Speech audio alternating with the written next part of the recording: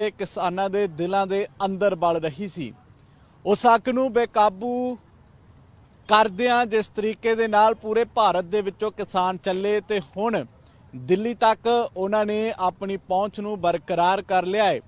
पंजाब के शंभू बॉर्डर की गल की जाए, खनौरी बॉर्डर की गल की जाए तो उत्थों शुरू होए किसानां दे जथे जिहड़े ने इस वेले दिल्ली की हिक दे शमूलीयत इस मैदान दे विच हो सकती है, पर क्योंकि ठंड का मौसम है, क्योंकि संघर्ष लंबा चलना है, तो फिर इस तरीके दे इंतजाम जिहड़े ने कीते गए ने। इस नूं लैके किसान अपनी नाराज़गी भी जता रहे ने। बहुत घट गिनती दे विच लोग पहुंचे ने, पर जेकर गल की जाए तो इत्थे आम आदमी पार्टी के वलंटीयर जिहड़े ने वो जरूर दिखाई दे रहे ने। असी दूसरे पासे लैके चलांगे जिथे किसानां दे लई लंगर तैयार हो रहा है, किसानां दी आओ भगत दे लई लंगर तैयार किया जा रहा है। सो दिल्ली सरकार ने पंजाब दे किसानां नूं दिल्ली च आउण ते इह ओह जगह है जिथे आउण दी इजाजत दित्ती है। दिल्ली सरकार ने आख्या है कि बराड़ी दे इस निरंकारी खेड स्टेडियम दे विच किसान आ सकते ने, रुक सकते ने। ट्रालियां दा काफला तुसीं देख सकते हो कि आउणा शुरू हो गया है। बहुत सारे किसान सोनीपत दे विच बैठे ने। उगराहा यूनियन लखां दे इकट्ठ दे नाल जींद दे विच इस वेले बैठी हुई है। उधर दूसरे पासे ट्रैक्टर ट्रालियां जिहड़ियां ने बराड़ी नूं भी आउणियां शुरू हो गईयां ने। सो शंभू ते खनौरी तो बाद बराड़ी मिशन शुरू हो चुकिया है।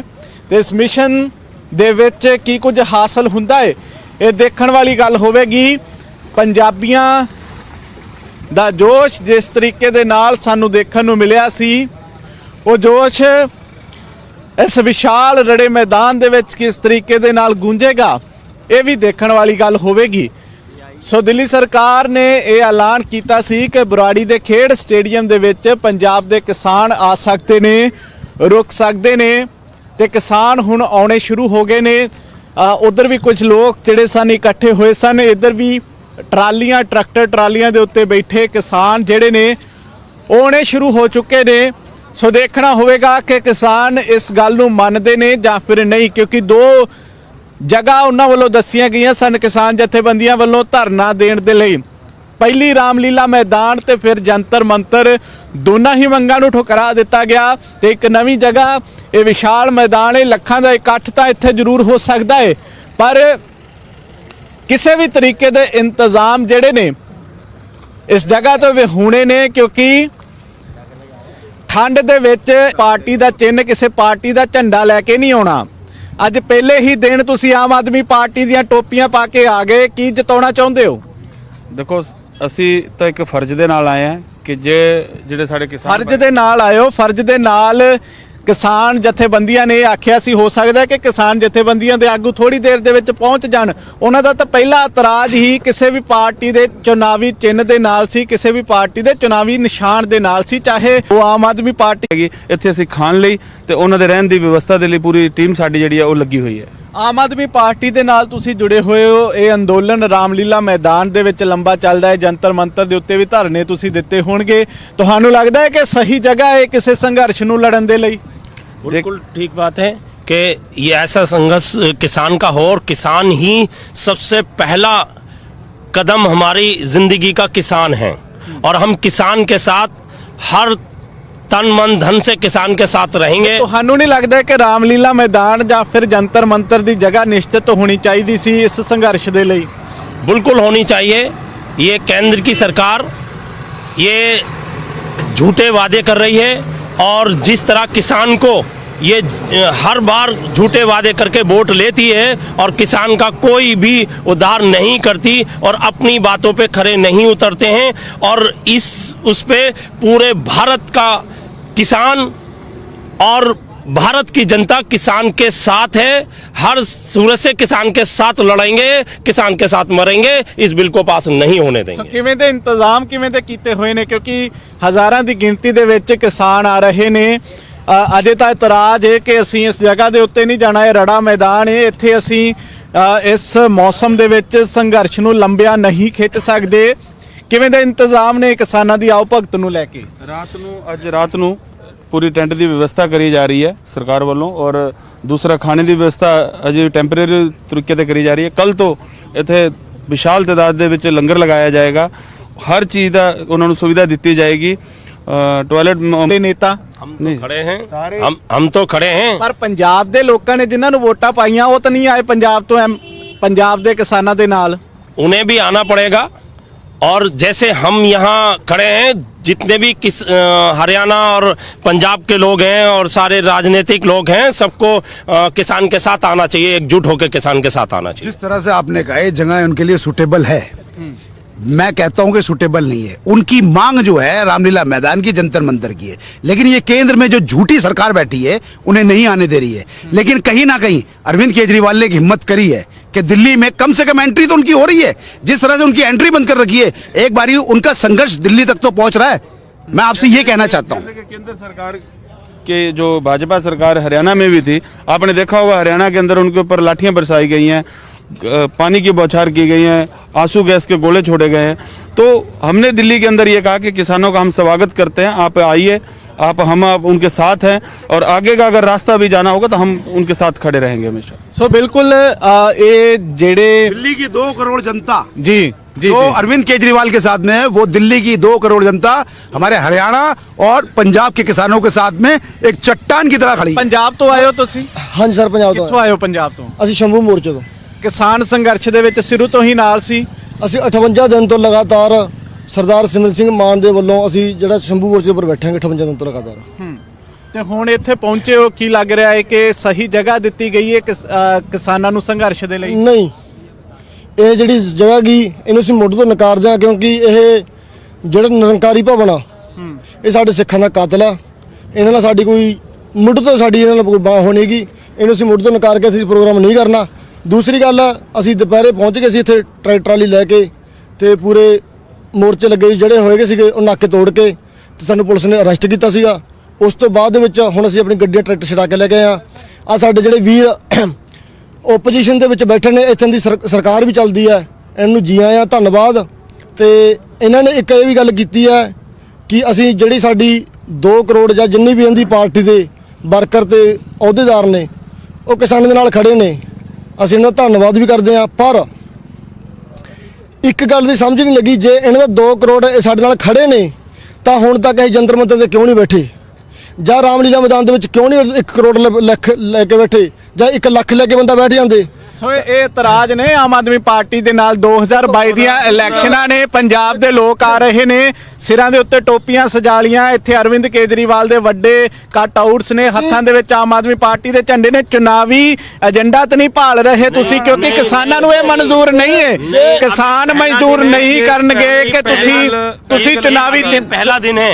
अभी आगे आगे देखिए, जो 2 करोड़ जनता है सारी की सारी किसान के साथ यही खड़ी पाएगी। अरविंद केजरीवाल होंगे किसानों के नाल इत्थे? बिल्कुल होंगे, बिल्कुल आएंगे। ये अरविंद केजरीवाल हमारी जी का ही सरकार के ऑर्डर है। लगभग सभी एमएलए और सरकार के मंत्री भी यहाँ पर आए थे और जो बात भाई साहब ने बोली, सानी विधायक जी भी बैठे हैं यहाँ पर, जो यहाँ से बैठे हुए हैं, आप देखिए पूरी उसके। सो बिल्कुल ਇਹ ਬਰਾੜੀ ਹਲਕਾ ਹੈ, ਬਰਾੜੀ ਤੋਂ ਆਮ ਆਦਮੀ ਪਾਰਟੀ ਦੇ ਵਿਧਾਇਕ ਨੇ ਉਹ ਸੰਜੀਵ ਜਾ ਜੀ, ਸੀਨੀਅਰ ਨੇਤਾ ਨੇ ਉਹ ਆਮ ਆਦਮੀ ਪਾਰਟੀ ਦੀ ਹੋਰ ਵੀ ਲੀਡਰਸ਼ਿਪ ਜਿਹੜੀ ਹੈ ਇੱਥੇ ਮੌਜੂਦ ਹੈ ਨੇ। ਉਹਦੇ ਵਿੱਚ ਅਕਾਲੀ ਵੀ ਹੋਣਗੇ, ਉਹਦੇ 'ਚ ਤੁਹਾਡੀ ਪਾਰਟੀ ਦੇ ਲੋਕ ਵੀ ਹੋਣਗੇ, ਉਹਦੇ 'ਚ ਹੋਰ ਜਿਹੜੀਆਂ ਪੰਜਾਬ ਦੀਆਂ ਖੇਤਰੀ ਪਾਰਟੀਆਂ ਨੇ ਉਹਨਾਂ ਦੇ ਲੋਕ ਵੀ ਹੋਣਗੇ। ਉਹ ਮਨਜ਼ੂਰ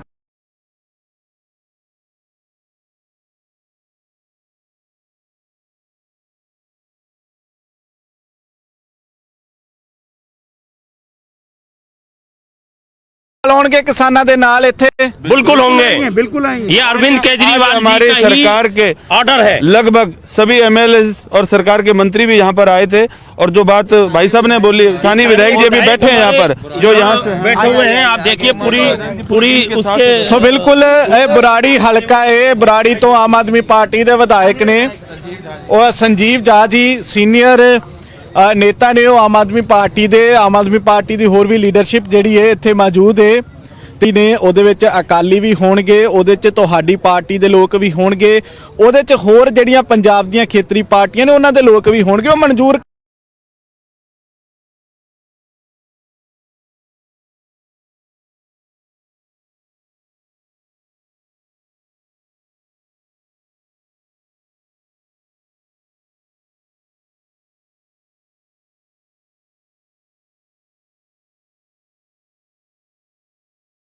तब मुख्यमंत्री जी का ये निर्देश था कि जाकर वहां सारी व्यवस्था करें ताकि किसी तरह की दिक्कतों का सामना न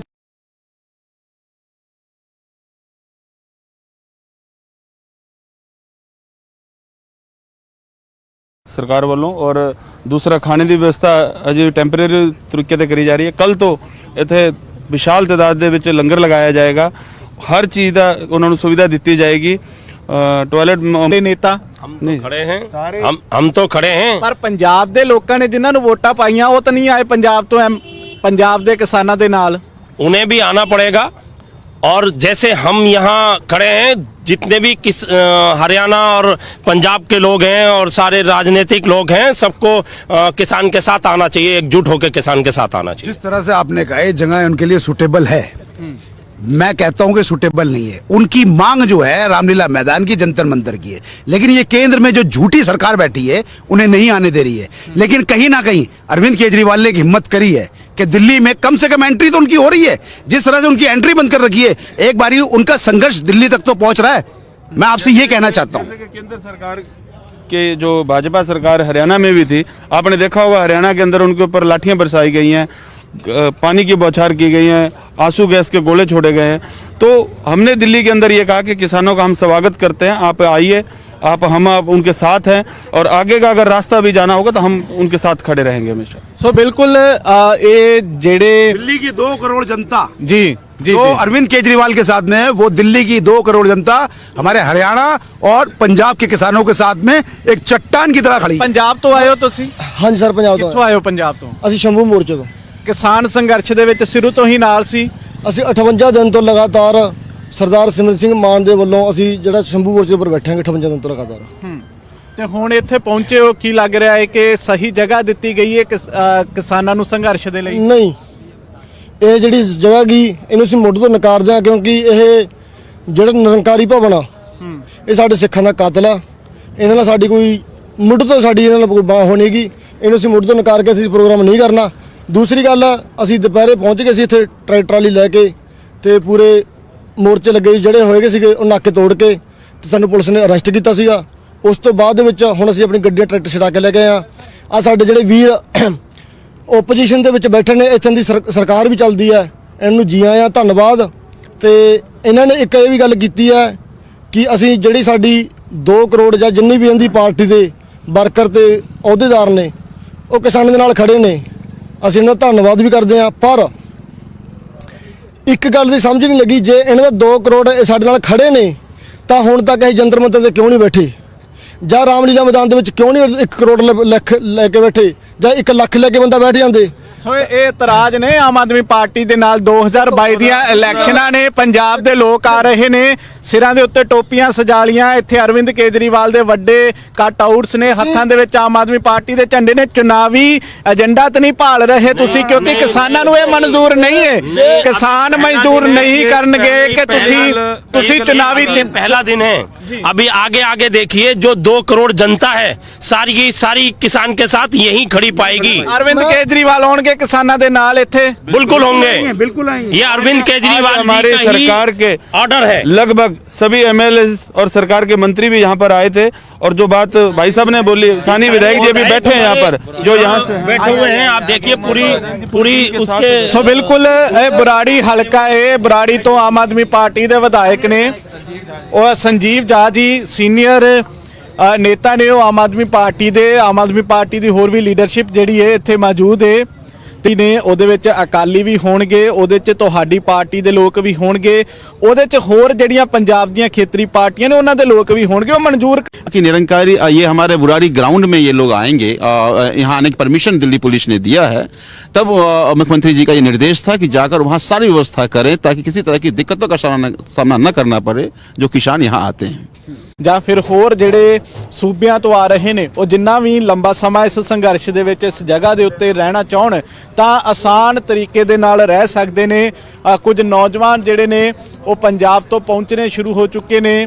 ਟਰੈਕਟਰ ਟਰਾਲੀਆਂ ਇੱਥੇ ਪਹੁੰਚਦੇ ਨੇ ਵੱਡੀ ਤਾਦਾਦ ਦੇ ਵਿੱਚ ਜਾਂ ਫਿਰ ਨਹੀਂ, ਇਹ ਵੀ ਇੱਕ ਵੱਡਾ ਸਵਾਲ ਰਹੇਗਾ। ਕਿਉਂਕਿ ਅਸੀਂ ਕੁਝ ਕਿਸਾਨ ਨੌਜਵਾਨ ਜੋ ਕਿ ਇੱਥੇ ਪਹੁੰਚੇ ਸਨ ਉਹਨਾਂ ਦੇ ਨਾਲ ਗੱਲਬਾਤ ਕਰਨ ਦੀ ਕੋਸ਼ਿਸ਼ ਕੀਤੀ ਸੀ ਤਾਂ ਉਹਨਾਂ ਨੇ ਇਤਰਾਜ਼ ਜਤਾਇਆ ਸੀ ਉਹਨਾਂ ਨੇ ਇਤਰਾਜ਼ ਜਤਾਇਆ ਸੀ ਕਿ ਸਾਨੂੰ ਇਹ ਜਗ੍ਹਾ ਮਨਜ਼ੂਰ ਨਹੀਂ ਹੈ, ਸਾਨੂੰ ਰਾਮਲੀਲਾ ਮੈਦਾਨ ਜਾਂ ਫਿਰ ਜੰਤਰ ਮੰਤਰ ਧਰਨਾ ਦੇਣ ਦੀ, ਉੱਥੇ ਆਪਣਾ ਪੱਖ ਰੱਖਣ ਦੀ ਮਨਜ਼ੂਰੀ ਦਿਵੋ। ਅਸੀਂ ਫਿਰ ਆਓ ਕਿ ਭਾਰਤੀ ਕਿਸਾਨ ਯੂਨੀਅਨ ਸਿੱਧੂਪੁਰ ਦੇ ਝੰਡੇ ਲੱਗੇ ਹੋਏ ਨੇ ਨਾ ਮਨਜ਼ੂਰ ਨਹੀਂ ਗਏ ਅਹੀਂ ਤੇ ਸਿੱਧਾ ਕਿਉਂ ਆਏ ਹੋ? ਨੱਚਣਾ ਜੀ ਕਿਉਂ ਆਏ ਹੋ ਫਿਰ?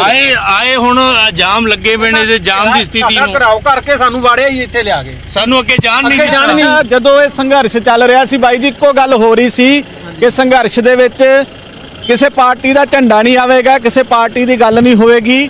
ਆਮ ਆਦਮੀ ਪਾਰਟੀ ਦੇ ਝੰਡੇ, ਟੋਪੀਆਂ, ਕੱਟ ਆਊਟ ਅਰਵਿੰਦ ਕੇਜਰੀਵਾਲ ਦੇ ਤੁਸੀਂ ਦੇਖ ਕੇ ਭਾਈ ਇਹ ਦਿੱਲੀ ਸਰਕਾਰ ਵੱਲੋਂ ਹੈ, ਸਾਡੇ ਵੱਲੋਂ ਕੋਈ ਨਹੀਂ। ਸਾਡੇ ਨਾਲ ਨਾ ਕੋਈ ਪਾਰਟੀ, ਅਸੀਂ ਕਿਸਾਨ ਆ ਔਰ ਕਿਸਾਨਾਂ ਦੇ ਹੱਕ ਦੀ ਲੜਾਈ ਲੜ ਰਹੇ ਆ। ਸਾਡਾ ਕਿਸੇ ਪਾਰਟੀ ਨਾਲ ਕੋਈ ਅਸੀਂ ਆਪਣੇ ਆਉਣ ਵਾਲੀ ਪੀੜ੍ਹੀ ਵਾਸਤੇ ਲੜ ਰਹੇ ਹਾਂ। ਨਹੀਂ ਮਨਜ਼ੂਰ ਫਿਰ ਤੁਹਾਨੂੰ ਇਹ ਮੈਦਾਨ? ਇਹ ਤੇ ਸਾਨੂੰ ਸਰ ਜਾਣ ਹੀ ਨਹੀਂ ਦਿੱਤਾ ਕਿਸੇ ਪਾਸੇ, ਤੇ ਸਾਡੀ ਮਜਬੂਰੀ ਹੈ। ਜਦੋਂ ਸਾਡੀ ਗੱਡੀ ਨੂੰ ਕਿਸੇ ਪਾਸੇ ਜਾਣ ਨਹੀਂ ਦਿੱਤਾ, ਧੱਕੇ ਨਾਲ ਇੱਥੇ ਵਾੜ ਦਿੱਤਾ, ਤੇ ਅਸੀਂ ਕੀ ਕਰੀਏ? ਸਾਡੀ ਮਜਬੂਰੀ ਹੈ, ਲੇਕਿਨ ਅਸੀਂ ਲੜਾਂਗੇ, ਆਪਣੇ ਹੱਕਾਂ ਲਈ ਲੜਾਂਗੇ, ਚਾਹੇ ਸਾਨੂੰ 6 ਮਹੀਨੇ ਤੱਕ। ਨਹੀਂ ਮਨਜ਼ੂਰ ਹੈ ਮੈਦਾਨ, ਕਿਸਾਨਾਂ ਦਾ ਕਹਿਣਾ ਹੈ। ਬਾਈ ਜੀ ਮਨਜ਼ੂਰ ਹੈ ਕਿ ਰਾਮਲੀਲਾ ਮੈਦਾਨ ਨਹੀਂ ਬਿਲਕੁਲ ਮਨਜ਼ੂਰ ਨਹੀਂ। ਜੰਤਰ ਮੰਤਰ ਜਾਵਾਂਗੇ, ਜੰਤਰ ਮੰਤਰ ਜਾਵਾਂਗੇ ਜਾਂ ਫਿਰ ਰਾਮਲੀਲਾ ਮੈਦਾਨ ਜਾਵਾਂਗੇ, ਇਹ ਕਹਿਣਾ ਹੈ ਇਹਨਾਂ ਨੌਜਵਾਨਾਂ ਦਾ। ਸੋ ਵੱਡਾ ਸਵਾਲ ਹੁਣ ਖੜਾ ਹੋਵੇਗਾ, ਕੱਲ ਤੋਂ ਇਸ ਦੇ ਉੱਤੇ ਚਰਚਾ ਵੀ ਸ਼ੁਰੂ ਹੋਵੇਗੀ ਕਿ ਕਿਉਂ ਨਹੀਂ ਮਨਜ਼ੂਰ ਕਿਸਾਨਾਂ ਨੂੰ ਇਹ ਮੈਦਾਨ। ਦਿੱਲੀ ਜਦੋਂ ਤੁਸੀਂ ਦਾਖਲ ਹੁੰਦੇ ਹੋ ਤਾਂ ਦਾਖਲ ਹੁੰਦਿਆਂ ਹੀ ਇਹ ਜਗ੍ਹਾ ਜਿਹੜੀ ਹੈ ਇੱਕ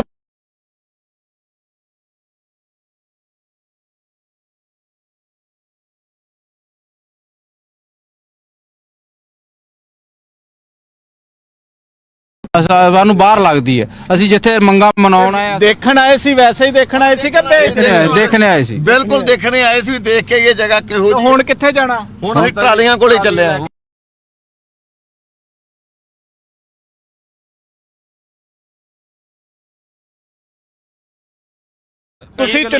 पहला दिन है।